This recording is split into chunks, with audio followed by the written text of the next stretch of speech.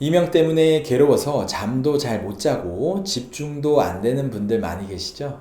그런데 의외로 걷기 같은 단순한 운동만으로도 귀가 한결 편안해지는 경우가 있습니다. 오늘은 걷기가 왜 이명 완화에 도움이 되는지, 그리고 어떻게 실천하면 좋은지 말씀드리겠습니다.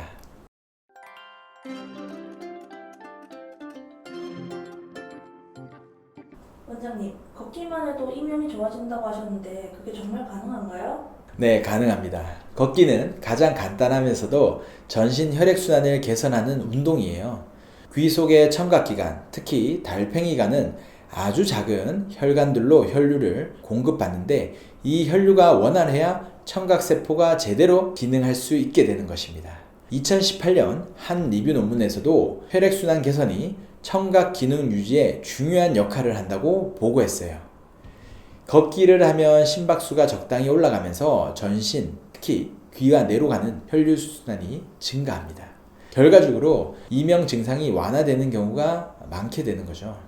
그렇다면 걷기가 혈액순환을 좋게 하는 게 핵심인 건가요? 맞습니다. 이명은 여러 원인이 있지만 그 중에 하나가 뇌의 혈류 감소입니다. 혈액이 충분히 공급되지 않으면 달팽이관 세포가 스트레스를 받게 되고, 그 결과 잘못된 신호를 뇌로 보내 이명이 생기기도 합니다.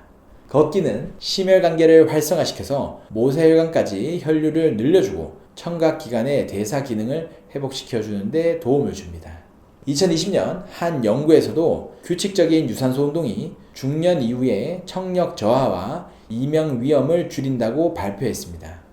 운동이면 달리기나 다른 격한 운동도 효과가 있나요? 물론 격한 운동도 혈액순환에 도움이 되지만 이명 환자에게는 오히려 무리가 될 수 있어요. 숨이 너무 차는 운동은 순간적으로 혈압을 급격히 변화시키고 귀 속의 압력 변화를 유발할 수 있습니다. 걷기는 심박수를 천천히 올리고 유지하기 때문에 귀에 부담을 주지 않으면서 효과를 낼 수 있습니다.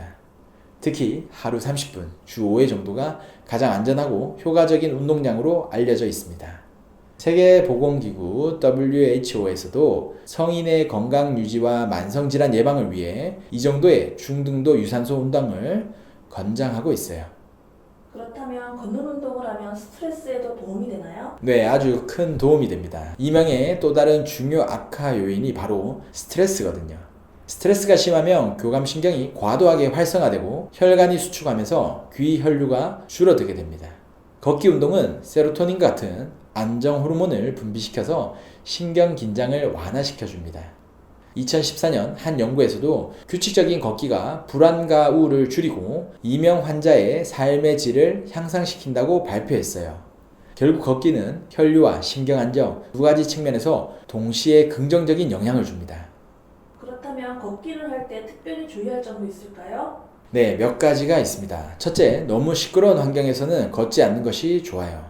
교통소음이 심한 곳에서 운동을 하면 청각기관에 또 다른 자극이 가해져서 이명이 악화될 수 있습니다.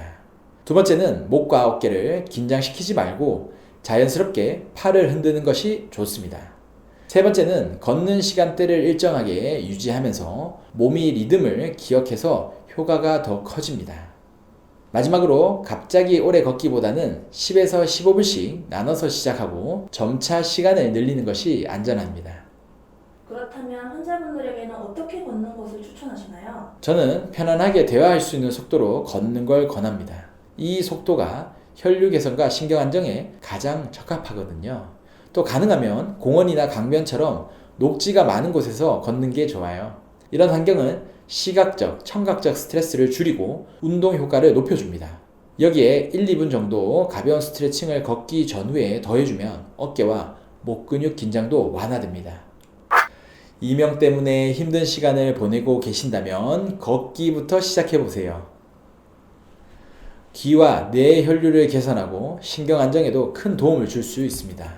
중요한 건 무리하지 않고 규칙적으로 실천하는 것입니다. 오늘부터 하루 30분 귀를 위한 산책을 시작해보시길 바랍니다. 감사합니다.